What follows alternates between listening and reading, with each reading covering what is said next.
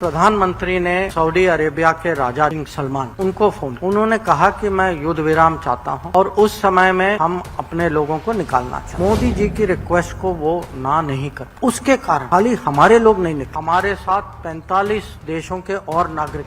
प्रधानमंत्री ने president Putin को फोन किया और यूक्रेन के प्रेसिडेंट जेलेंस्की को फोन और कहा कि हमारे बच्चे फंसे हैं और मैं चाहता हूं, ये मेरी रिक्वेस्ट है, जब तक वो निकलें आप हमें टाइम दीजिए, इस समय सीमा में उनको निकालेंगे और आप मुझे अपना वचन दीजिए कि इस समय फायरिंग नहीं। कि हमारे 5 मंत्री वहां गए। आप ही सोचिए, आपको कभी याद है कि भारत सरकार ने 5 मंत्रियों को बाहर, माने हमारे नागरिकों को वापस लाने के कभी भेजा था? खबर आपके ज्ञान में हो या नहीं, दो क्रिश्चियन प्रीस्ट थे, एक अफगानिस्तान में थे और एक यमन में थे। हमारे नागरिक थे, भारतीय मूल के थे और दोनों का अपहरण किया गया और दोनों का अपहरण किया गया बहुत, माने जो थोड़े क्या कहूं मैं इसको, आतंकवादी नहीं पर बहुत कट्टर विचार के लोगों ने किया। और वो कहते हैं कि इनको छुड़वाने में प्रधानमंत्री ने कितनी मेहनत की और वो कहते हैं कि वो फॉरेन मिनिस्ट्री के पीछे पड़ गए और ये मैं इसका सबूत मैं आपको दे सकता हूं कि वो सचमुच पीछे पड़ गए। कहा हर हफ्ते वो चेक करते थे क्या हुआ, इसका कैसे निकाल रहे हो, क्या प्रगति हुई, किससे बात कर रहे हो। उसके बाद वो लिखते हैं एक ऑपरेशन जो यमन में हुआ था, ऑपरेशन राहत, यमन में वो युद्ध की स्थिति थी और गोलीबारी चल रही थी, बॉम्बिंग भी हो रहा था। हमारे लोग और हमारे अलावा दूसरे देशों के नागरिक भी फंसे हुए थे वहां।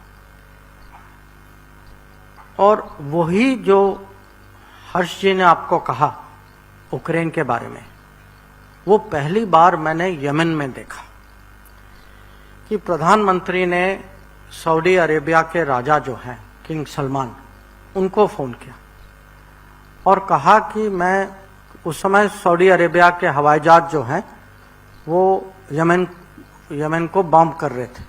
उन्होंने कहा कि मैं युद्ध विराम चाहता हूं और उस समय में हम अपने लोगों को निकालना चाहते। और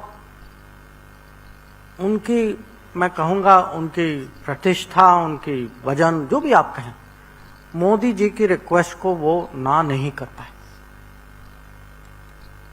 और उसके कारण खाली हमारे लोग नहीं निकले और हमने निकाला। भारत ने जहाज भेजा, हमारे लोग निकले, हमारे साथ 45 देशों के और नागरिक निकले।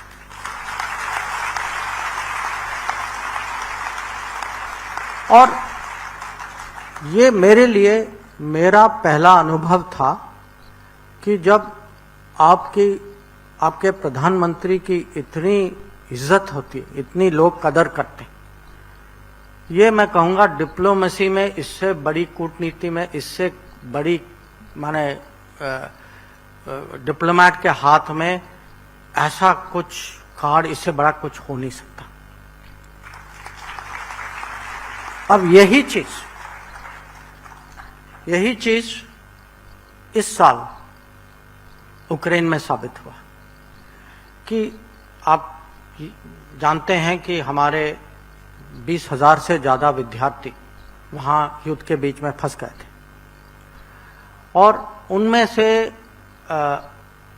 2 शहर ऐसे थे जहां सचमुच, माने वो डेंजर में थे कि रोज फायरिंग हो रही थी, गोलीबारी चल रही थी आपस में। और एक शहर ऐसा था कि उसमें 3 साइड थे कि यूक्रेन की आर्मी भी थी, रशिया की भी थी और एक कुछ जैसे प्राइवेट या नॉन ऑफिशियल लोग भी हथियार लेके घूम रहे थे। और हम लोगों ने बहुत कोशिश की उनको वहां से निकालने में, पर आप जानते हैं कि जब गोली चलती है कि कौन बाहर आएगा। अगर आप दूसरे शहर सुमी में, तो हम वहां बस भी ले गए, लोग बस में चढ़े, गोली शुरू हुई, वो वापस अपने हॉस्टल में चले गए। तो एक बार नहीं, बहुत बार कोशिश की, फिर अंत में दोनों शहरों में, खार्किव और सुमी में, प्रधानमंत्री ने प्रेसिडेंट पुतिन को फोन किया और यूक्रेन के प्रेसिडेंट जेलेंस्की को फोन किया और कहा कि हमारे बच्चे फंसे हैं और मैं चाहता हूं, ये मेरी रिक्वेस्ट है कि जब तक वो निकलें आप हमें टाइम दीजिए, इस समय सीमा में उनको निकालेंगे और आप मुझे अपना वचन दीजिए कि इस समय फायरिंग नहीं होगी। और उसके कारण हम इन दोनों शहर से हमारे लोगों को निकाल पाए। अब ये जब हो रहा था यूक्रेन में, मुझे अभी भी याद है उस समय उत्तर प्रदेश में चुनाव हो रहा था और आप जानते हैं जब चुनाव होता तो प्रधानमंत्री जी तो लग जाते हैं इसमें। वो सुबह सुबह निकलते थे और रात को आते थे, माने पूरा दिन उनका यूपी में लगता था और माने स्वाभाविक भी है और हमारे लिए माने इसका महत्व तो आप जानते ही हैं कि जब तक वो खुद न जाएं। पर ये देखिए, सुबह निकलने के पहले माने 7 बजे के पहले वो चाहते थे कि मैं रिपोर्ट दूं कि आज क्या हुआ है, माने कल रात को क्या हुआ था, पिछले रिपोर्ट के बाद नई घटना क्या थी। और जैसे ही वो उनके प्लेन या हेलीकॉप्टर दिल्ली में उतरती थी, अगला फोन आता था कि अच्छा भाई 12 घंटे हो गए तो आप बताइए क्या हुआ। तो कभी जब तक ये लोग फंसे हुए थे वहां पर, आपको ये भी याद होगा कि हमारे 5 मंत्री वहां गए थे। आप ही सोचिए, आपको कभी याद है कि भारत सरकार ने 5 मंत्रियों को बाहर माने हमारे नागरिकों को वापस लाने के कभी भेजा था?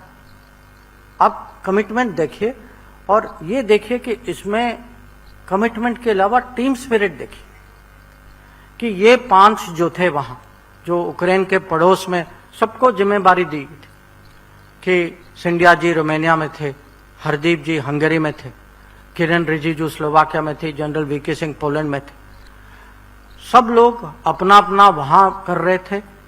यहाँ जो है विदेश मंत्रालय में मैं और हमारे जो राज्य मंत्री जो हैं, हम लोग यहाँ से कोऑर्डिनेट कर रहे थे और हम दिन में 2 बार 3 बार प्राइम मिनिस्टर को रिपोर्ट देते थे कि ये हुआ है, ये हमारी कोशिश थी, इसमें हम सफल रहे, इसमें असफल रहे। और इतनी डिटेल मॉनिटरिंग थी। और खाली मॉनिटरिंग की बात नहीं, जब कोई भी सिस्टम, कोई भी मैं कहूंगा ब्यूरोक्रेट, कोई भी मंत्री देखता है कि प्रधानमंत्री की वो कमिटमेंट, तो ये पूरे सिस्टम में इसका करंट जाता है। और अगर हम 20,000 लोगों को 90 फ्लाइट में वापस घर ले आए, इसका एक कारण है और वो कारण आप जानते हैं। अब मैं आपको, और भी लेखक हैं और भी बड़े जाने माने लोग हैं, पर थोड़ी यहाँ भी समय की सीमा है, तो मैं अपने बारे में कुछ कहता हूँ, क्योंकि मैं गुजरात में कभी ये चांस में खोना नहीं चाहता। और आज मेरे मन में था जब मैं सूरत आया,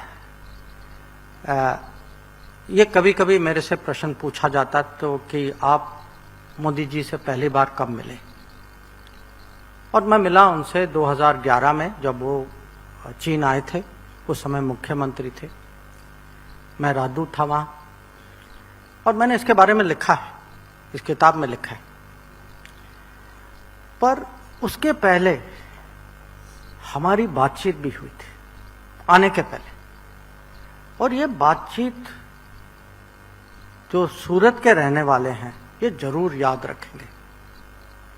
आपको याद है कि 2010 में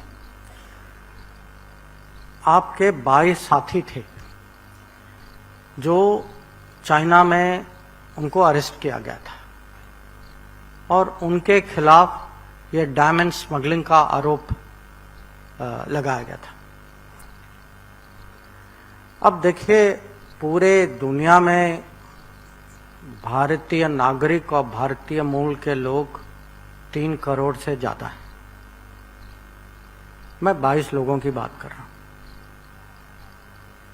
तो ये हो सकता था कि कोई कहे कि भाई 22 ही लोग हैं, चलो हो जाता है, कोई स्मगलिंग भी करता है, नहीं करता हो तो कभी कभी गलती भी हो जाती है, जो सिस्टम इसका कुछ करेगा। मेरा पहला कांटेक्ट, मुलाकात नहीं थी उस समय, मेरा पहला कांटेक्ट मोदी जी के साथ इस विषय पर था।